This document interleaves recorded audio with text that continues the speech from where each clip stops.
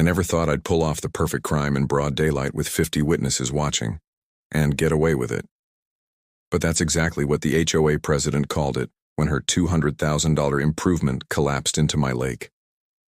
Watching.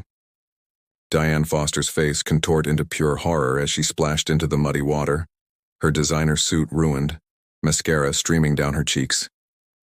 Honestly, it was worth every sleepless night, every lie, every trick she played during those 3 months of hell. Did I smile while the cameras rolled? Maybe. Was it petty? Probably. But after all the bullying, threats, and near theft of my family's legacy, karma was finally catching up, and I wasn't going to hide from it. Where are you watching this from? Drop a comment. I want to hear where you're tuning in from as I tell you how a lakeside nightmare turned into the most satisfying revenge I never planned. My name's Jack Miller, just a retired military engineer trying to enjoy peace on my 5 acres of woods and shoreline, the land my father left me, a place I'd built memories fishing, building tree houses, dreaming of quiet sunsets. This wasn't just property, it was a piece of history, a legacy from my grandfather who bought it in the 50s when the area was nothing but open fields. No HOA, no rules, just nature and family. Then Diane Foster came knocking. Sharp blonde hair, a smile that didn't quite reach her eyes, and a clipboard of empty promises. She represented the Pinewood Estates HOA, with a pitch about building a footbridge across my land to connect the neighborhood to Riverside Park. A community benefit, she called it. We'll handle everything. I told her no. My property was private. That shoreline had been protected for decades, my father's and grandfather's before him. I valued the quiet, the wildlife, the integrity of this place. Her smile tightened and she leaned in. Review your deed, Jack, she said softly but with menace. There might be an easement you forgot. The HOA has rights you don't realize. I'd read the paperwork when I inherited the land. No easements for bridges, just vague rights of passage for utilities. I checked again that night, flipping through old deeds, surveys, old family records with a bourbon in hand. Nothing clear, just ambiguous language that could be twisted. Next morning, an email popped up, an emergency HOA meeting scheduled that evening. I didn't attend. Maybe that was my first mistake. 3 days later, a certified letter arrived. Unanimous approval for the bridge. Construction in 30 days. No permission needed anymore.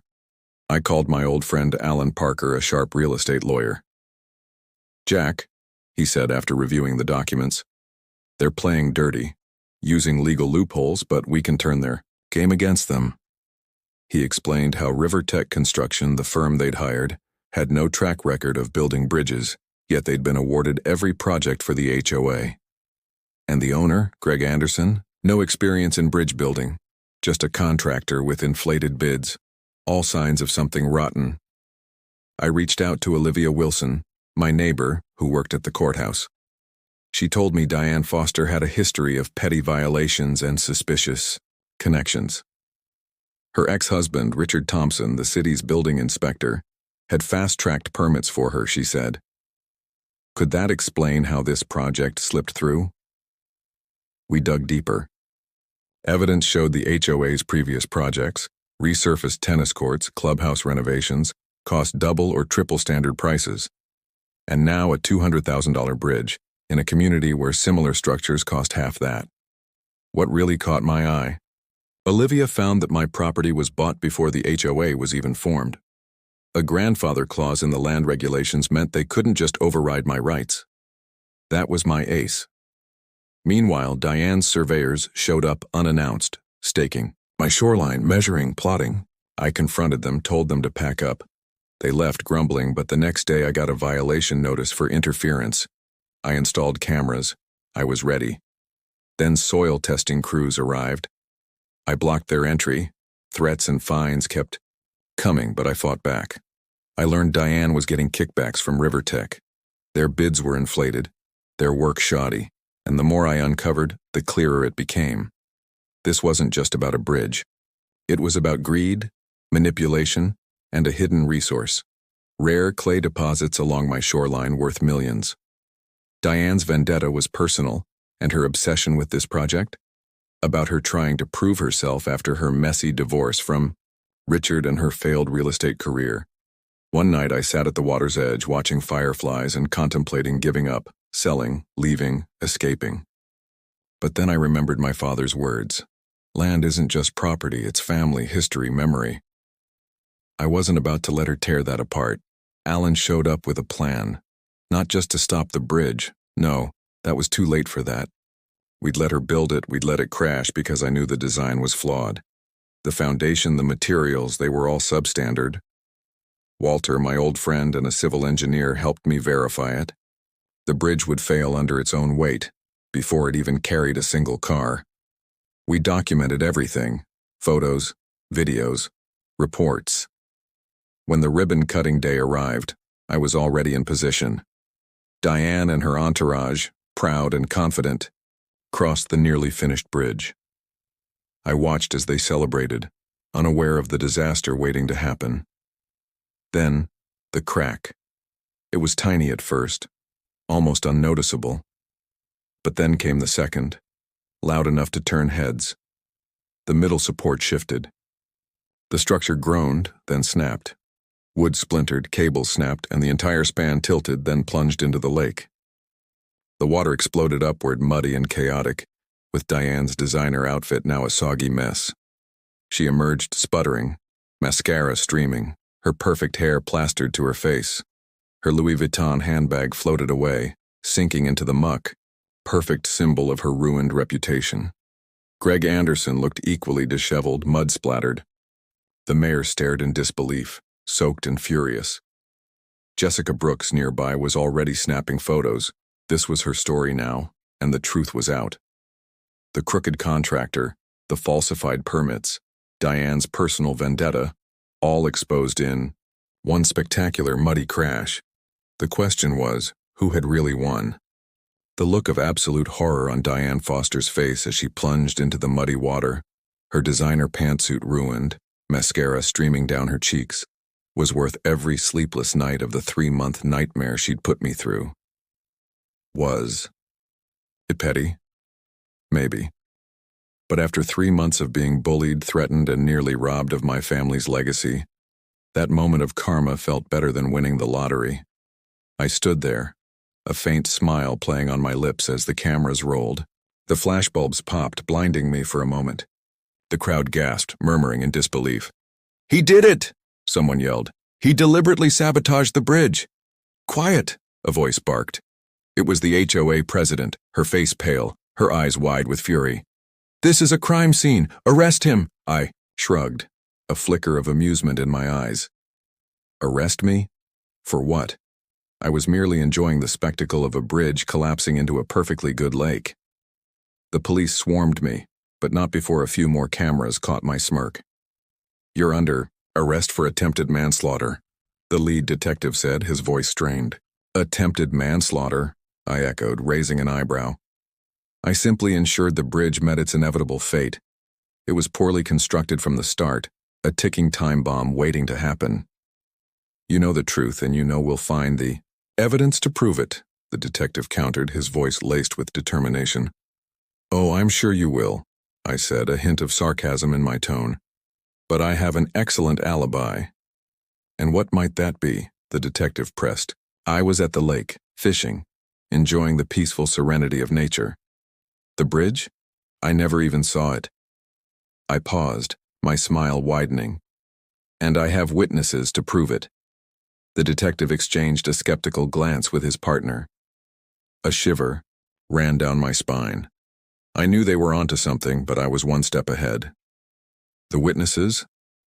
They were the very people who had relentlessly harassed me, the ones who'd orchestrated the entire 3-month campaign of intimidation. And they were all about to expose the truth. But what truth? And who was the real mastermind behind the bridge's demise? The last piece of the bridge crumbled into the water with a deafening splash, and for a moment silence fell over the crowd. Then, chaos erupted. Diane Foster's soaked, mud-streaked face twisted in shock, her designer suit ruined. mascara running, like black tears down her cheeks. Her perfect hair plastered to her face as she struggled to keep her composure. But the collapse was undeniable.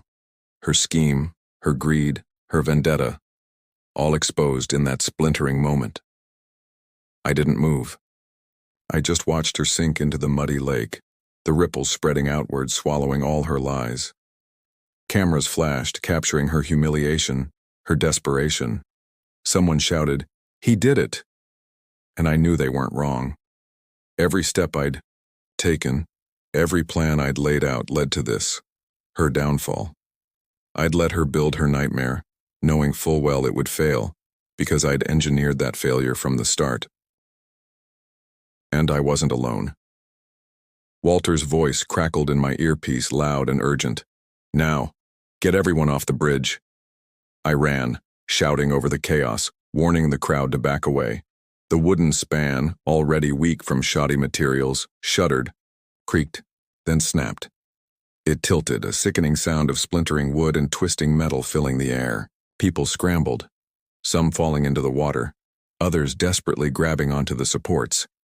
A few were caught in the middle, struggling as the entire structure lurched forward and sank beneath the muddy surface.